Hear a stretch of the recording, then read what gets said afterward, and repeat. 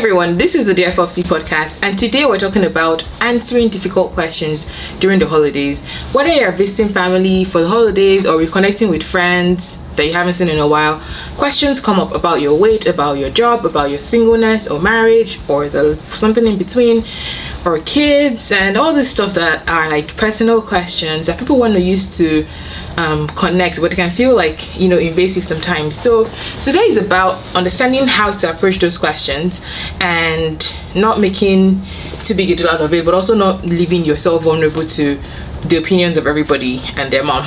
So there are a couple ways you could deal with questions that come up. The first one is to lean into the conversation. So you might be interested in actually talking about who you're seeing or not seeing and what happened in your last relationship. Maybe it's somebody that you actually like, a friend, or like a family member that you relate well with, and you can just tell them, here's what happened, and you could bond over it. It could be a fun moment, for not fun, but like a bonding moment for both of you, and like you gauge that based on your relationship with the person. So that's one option, to lean into it and talk about it. It can not just about relationships, it could be about work as well. Maybe you've been struggling with unemployment lately. Maybe you got laid off this holiday season, right in time for the holiday seasons, unfortunately, and maybe you're looking to find another job. You don't know who might know someone, a friend you're connecting with, some family member that has connections in high places. So you really don't know. It's not all bad. Like, you can lean into the conversation and get what you can, whether it's support or actually something tangible that can help you navigate this season. I'm a very big fan of matchmaking sometimes. I know that it doesn't always work out, but when it does, it can be a great way to use your extended network to work for you. So one option is to lean into it. But if you don't really want to lean into it, like you're not ready to talk about this, another option is to pivot. If someone asks you if you're seeing someone, you can say, well, I'm not seeing someone right now, but you know what I did see? I saw Black Panther, the second one, and it was really good. Talk about everything, lean into the life of, Chadwick, and let that be the topic of conversation, kind of just like segueing into something else. That's one approach. I know it's kind of cheesy, but hey, it works. Another one is to redirect with a nice comment. I don't have a great love story right now to share, but actually remind me again, how did you meet Uncle Bode? And then maybe it makes them the focus of the conversation, gives them a chance to share their own stories, and people love to talk about themselves. So that can be one way to redirect the conversation, and hopefully it's not like too long. After that, it leads into something else and keeps going. But I know that not everybody is going to allow you to get away with pivoting about Black Panther or anything like that. So if you really don't want to have this conversation and you've tried to segue, it's not working. If you've tried to segue and it's not working, another option you have is to firmly reinforce your boundaries and, more firmly say, I'm sorry, I can't have this conversation right now. Some phrases you can use are, I can't talk about the subject when we get together because I get uncomfortable. And that way your response is like very direct. Like, you're not saying you are making me uncomfortable, you're saying I can't talk about this question when we're in the family area because it just makes me uncomfortable, it makes me sad, it brings up memories I don't really want to deal with. And yeah, another thing you could do is to explain the realities of what you're going through in a way that enforces your boundaries. So if you've decided that, it's not working to say, okay, let me give you a real life example. A couple days ago, someone was asking me at work, how long have you and your husband been married? I told them how long, and they're like, oh, are you trying for kids? I was like, yeah, they'll come. And like, it was a bunch of us talking, but like that wasn't enough. They're like, oh yeah, are you actually trying? When do you want to have kids? And I was like, you know what, I tried the segue like softly, it didn't work. I was like, we're trying, it just hasn't been working. And like, then eventually they're like, when it comes, it will come. So some people need, to hard approach. And if it's family members, you can literally say that, have you been praying for us? We've been doing our best. And then some people will still not get it. I'm like, have you tried IVF? I'm like, thank you, but IVF is expensive, so maybe you can contribute towards that. Or they're just like, auntie, I don't really want to talk about it anymore.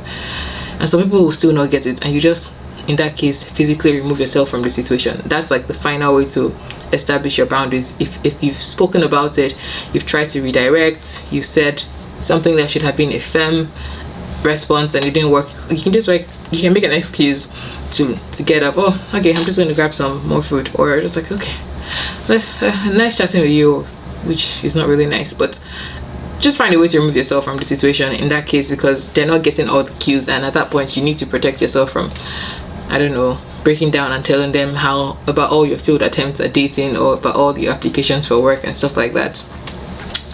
The final one is kind of a different approach totally. You can try to make light of it. You know, if you already know that you're super single and people are going to ask you about your boyfriend or something, you can maybe even give them a, like, the equivalent of a sweat jar. Anybody that's going to ask you about it must drop money. I know, it's like, if you really want to know, tip me and I can tell you my stories. I can tell you about how the last guy I dated, I found out that he actually had a family, and then it could become a whole thing. And then if the more people join the conversation, drop money, I will gist you about it. You can tell them as much as or as little as you want to. The biggest thing is when you know you're going to be in these scenarios with people, you know, your family members, like you didn't just gain them, you know how they are, so just kind of prepare for how much you want to share. One way is like to think about what your story is, what parts might you not want to talk about. If you have a partner and you don't know whether you want to share about like your difficulties with trying for kids, maybe talk to them about it and decide how much you want to share. If you had like a recent major life transition, like you went from a fancy job to like a job that's not considered very high there, talk about what you enjoy about it, and honestly let that be like, you know what, I really enjoy being a bartender and I'm enjoying all the different connections, I'm enjoying the slower pace of work, maybe I'll go back to consulting later, but probably not. I've been feeling like I want to slow down my life right now, and let that be it. Honestly, most people I think will get the cue, but if your family members are like, they just don't get it, just find a way to get up and be like, auntie, let's talk later, and then later never comes. You can choose to be petty, because that's always an option. You really can choose to be petty, but life is short, guys. Today alone, I found out 2 people passed away very suddenly. One of them was a guy that was in my church, under 30, and very suddenly just passed away. Like, people are dying all the time. And then I heard again that Samuel Posu also passed away today. He was like a gospel artist, 51, just died. Like, life is short. Even your annoying aunties or uncles, or like, they could be gone tomorrow. So you don't have to choose the harsh answers, what I'm saying. Because when people ask you about marriage, I see on Twitter that like people are like, well, you can ask them, how many marriages have you been in? Like, you don't want to be unnecessarily rude, and life is too short to be doing that. There are ways to be firm about your answer. One, like a couple answers are, you know, we're doing our best. You're still not dating, you're still not married, say, auntie, I'm trying. If you have any recommendations, send them my way. That doesn't work, let's talk about something else. That's like pretty clear. Let's talk about something else. And if it's not working, then they're being rude. You can also turn it back to them. I appreciate your concern, but let's just enjoy dinner. You know. And also, hope you're praying for us. It always works. Hope you're praying for me. It works. And in real life, you don't have to do with these people more than a couple times a year. So just kind of like zoom out a little bit and put it into perspective that as annoying as they may be, it's also just concern. So think about it that they're trying to make conversation. They might not have all the skills. So the onus is on you to either try to lean into the conversation if you can, pivot away from the conversation. If it doesn't work, reinforce your boundaries. If it doesn't work, try a fun way around it and even maybe make some cash, make them all pay. And finally, if all of those don't work, just remove yourself from the situation. And remember, the holidays are short, so enjoy time with family while you can. If you've enjoyed this, please be sure to subscribe to the Dear Fopsy podcast, leave us a rating wherever you're listening, and help someone else find us. All right, bye guys.